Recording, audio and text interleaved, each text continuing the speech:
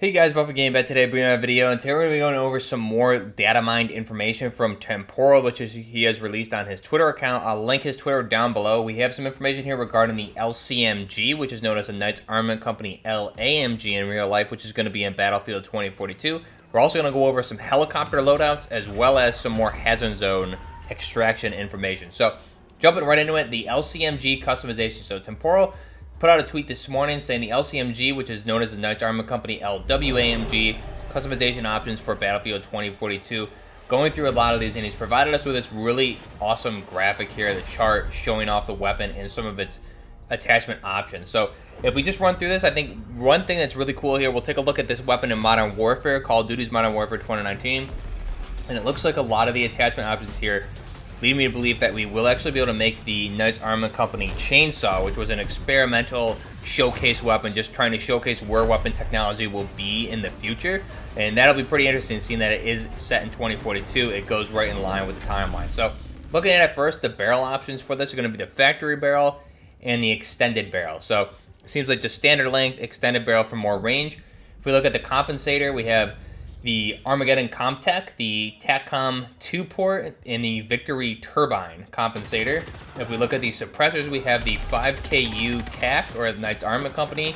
We have the converted or coverted suppressor. We have the Surefire Warden also as a suppressor. So we have three suppressor options as well as three compensator options. For the grips, we have the BCM Vertical. We also have the Cobra Vertical and the HFGA Multi, which I'm assuming the HFGA Multi may be something like a bipod foregrip. And then we have the LWRCI, which is weird. The acronym there seems like lightweight something, so I'm not really sure what this is going to stand for. It seems to go in line with probably the weapon name, probably something right from Knights Armament Company, I would believe. Now, miscellaneous attachments, this is where it gets interesting. We have the shotgun, which is going to be buckshot option. We have a bipod, the X300 weapon light, the laser speed laser, which interesting name. So basically you have a weapon light and probably a PEC-15 or something like that laser light option on there. And then also a grenade launcher, which is going to come with smoke, high explosive, or armor piercing grenades. So the two attachments here, the shotgun and the grenade launcher, go in line with the actual Knights Armament Company chainsaw, which is a real life thing. I'll put some of those images on screen for you guys to check out. Seems like we'll be able to make that here in the game in some capacity. Now, jumping into ammo and magazines, we have the light extended, the medium extended, heavy, armor piercing, and subsonic. So probably just different variations, whether if this weapon is the LAMG in real life, which fires 5.56 by 45, we'll probably have something like M55A1, and then maybe medium would be 55M, or maybe like M855, then M855A1, and then maybe M95 for the heavy or the armor pierce. And then we'll also have subsonic ammunition there. The sights for this are going to be the reflex being the fast fire, the Romeo 8T, the Romeo 5 XDR, and the Vortex Razor. And then zoom options here are 1P78 hybrid hammer being the Leopold hammer. We have the Sig Bravo 4, Spectre DR, Strike Eagle, and the Vector Talos. So those are all the attachment options for the LW or the LAMG. Now if we look here, backing out of the video, just looking on screen here, here's the Finn LMG from Call of Duty's 2019 Call of Duty Modern Warfare. This is the Knights Armament Company LAMG, or Light Assault Machine Gun, in the game. So you can see here, if I were to just play around, show you what the chainsaw would look like ideally, right? They would have something, then I'll show you that on screen. Obviously put like a 100-round belt on there. You wouldn't really need an optic or anything like that. And then underbarrel is blocked here, but in real life they would have a grenade launcher on the bottom or a shotgun, which it seems like you'll be able to do in the game. Now, whether or not you'll be able to get these type of stock options for the actual chainsaw is yet to be seen. But really this was designed as an experiment just to see where they expected weapons to go in the future, where you would have like an advanced headset and the lasers and everything. Basically with the next generation optics, something along those lines would be feasible for this. Obviously, weapon technology still needs to come a long way, but this would be fired from the hip and very accurately because of the lasers and the HUD option on the helmets also. So this was an experimental design, just meant to showcase weapon technology, but again, it seems like we'll be able to make something similar in Battlefield 2042. And you can see here the base weapon again. This is basically what you'll be seeing in the game. If I were to just deck this out quickly to what I think will be seen for the most part, We can put on different attachment options here, like a suppressor, put on the tack laser, and then we can do different ammo capacity. We have the telescoped ammunition here as well. Do a 100-round belt. So this is basically going to be the LCMG from Battlefield 2042. Just here in Modern Warfare, this is basically what it is. We have the PEC-15 there. You can see that the weapon is going to look relatively the same in-game.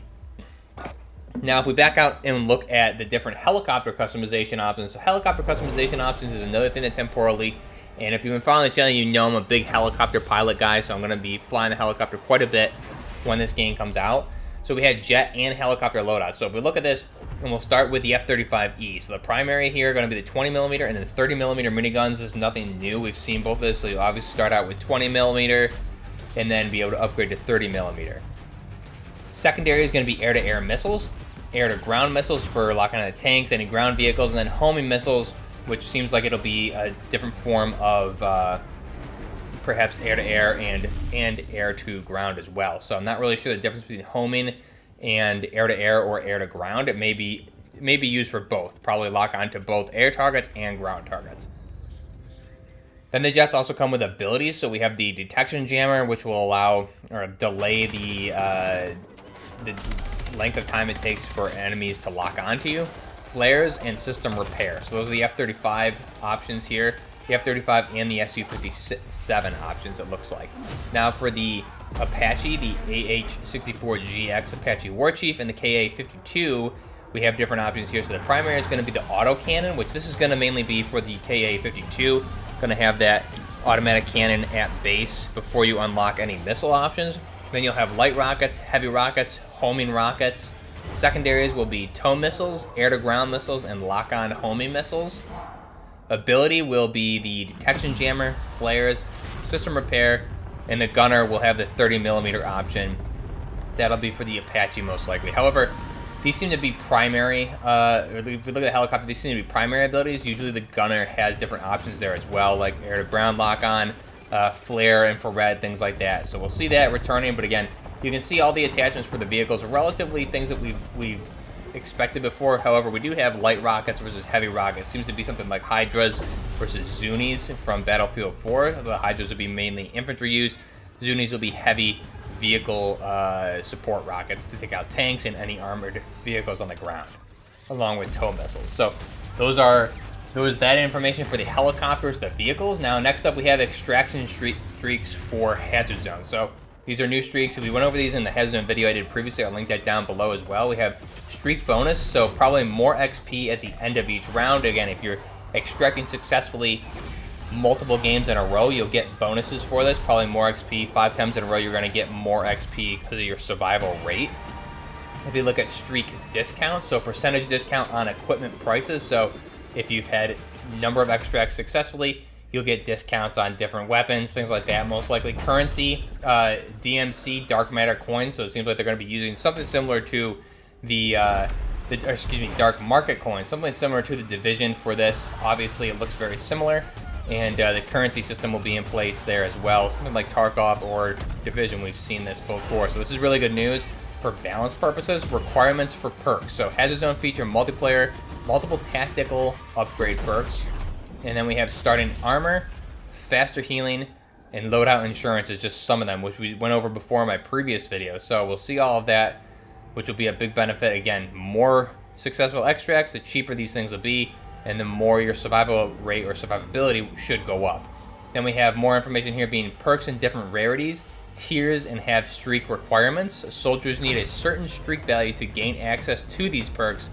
If your streak breaks, you'll probably lose access to the higher perks and need to work your way back up again, or collect enough DMC or dark market coin in order to purchase those. So that's all the information I want to go over today. We had the LCMG customization, the helicopter and jet loadouts, as well as some extraction zone streak information, which again points more so, I guess, more evidence reinforcing the fact that it's going to be sort of a Tarkov / Division dark zone type game mode for competitiveness and survivability. So that'll be a lot of fun. Let me know what you guys think down below, what you guys think of the chainsaw or the LCMG, if we'll be able to make a chainsaw. Looks like we'll have something. This is going to be the first machine gun that we'll be able to put a grenade launcher or a shotgun on the bottom of, so that's pretty interesting. Let me know what you guys think down below. Till next time, Buffner Gaming, out.